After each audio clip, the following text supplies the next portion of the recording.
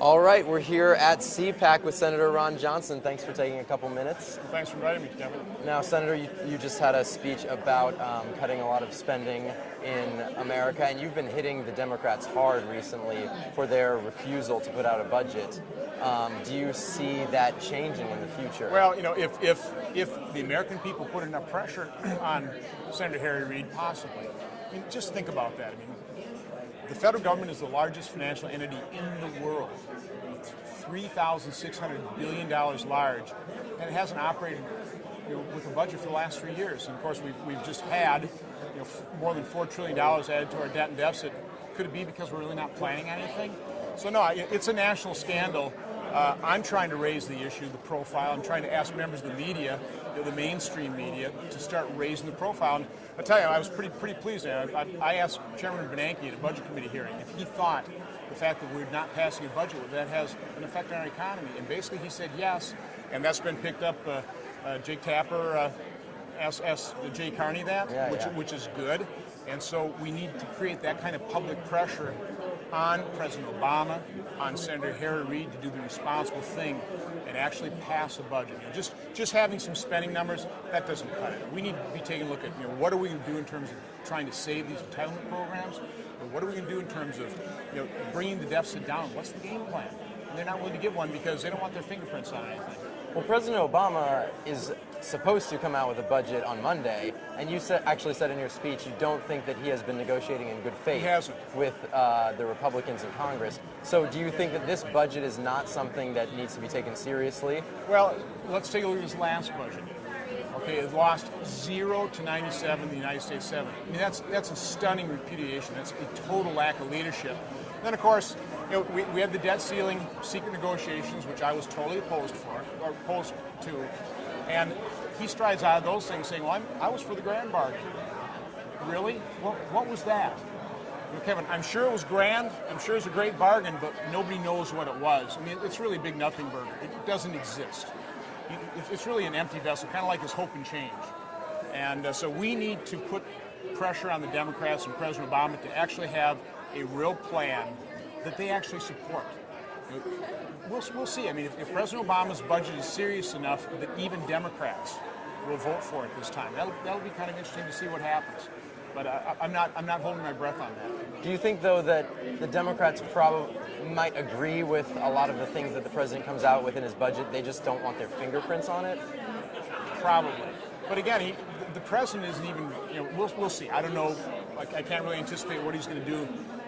Well, the only thing he probably will do is put a millionaire's tax on it. And it was interesting, Maryland, there's a study on Maryland's millionaire tax they enacted in 2007. They estimated it would raise $330 million. You know what it took in? $120 million, 36%.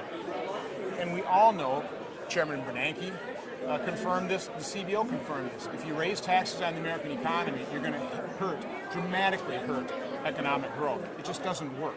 So we can't do anything. We shouldn't enact any policies here in Washington that's going to harm economic growth, which is what we need to rely on to get us out of this financial calamity. So do you think that the president's refusal to embrace, he appointed his own fiscal commission and then rejected it wholeheartedly outright. Do you think that that's a sign that he simply is not ready to put a serious plan on the table? Boy, no kidding. I mean, yeah, he stands up this fiscal commission, which had bipartisan support, was at least a step in the right direction in terms of closing the deficit. He just walked away from it. He puts forward a budget, loses 0.97, would add $12 trillion to our debt. He doesn't even get engaged in the negotiations on the debt ceiling until way too late in the process. And then he enters those negotiations with a demand that he knew was impossible to get.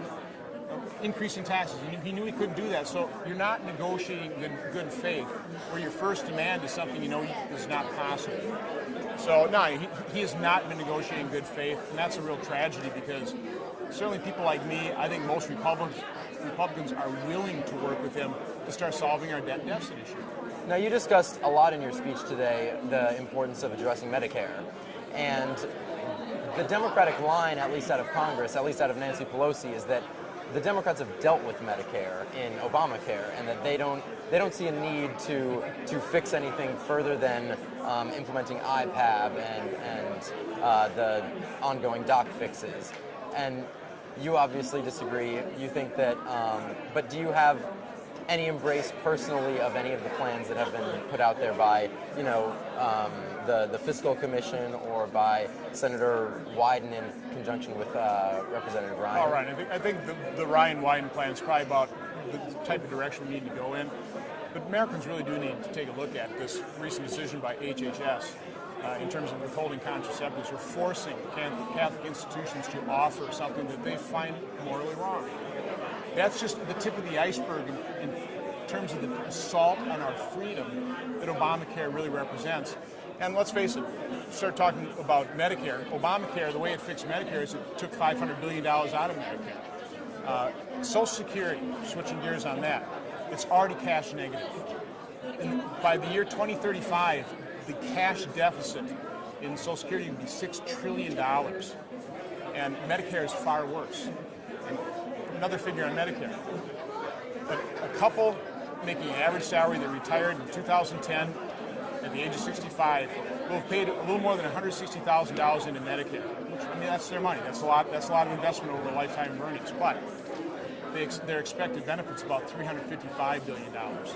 So it shows you it's simply not a sustainable program. And you can understand why people like it. They're paying in about a third of what they get out in benefits. It's free money. It's not sustainable. And Republicans are trying to be responsible and tell the American people the truth that if we don't reform these programs, we can't save them. We want to save the programs. We understand Americans rely on Social Security, they rely on Medicare. We want to work in good faith with anybody that first of all is willing to acknowledge the problem and then work in good faith to solve it. And I think that's certainly what Paul Ryan tried to do in his budget.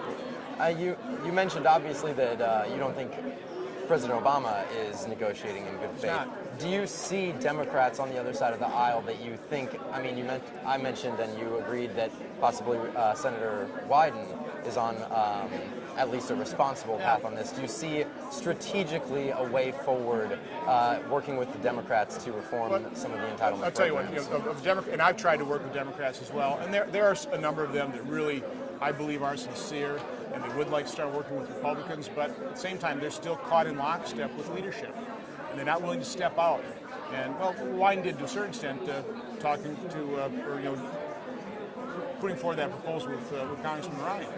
But there aren't enough of them that are willing to step forward and break with leadership to provide a governing coalition in the Senate. Hopefully, Republicans will gain control of the Senate, and then hopefully people like Joe Manchin, Mark Warner, Kent Conrad is retiring, but folks like that, Ron Wyden, will actually join with Republicans in a good faith attempt to start solving the problems. Again, Republicans do want to do that. I mean, we really do want to start fixing these problems. That's the reason I came here. I didn't come here because I wanted to be U.S. Senator. I came here because we're bankrupt in this nation, and I want to try and prevent that. All right. Thanks a lot for your time, Senator Johnson. Thank you. Good to be here.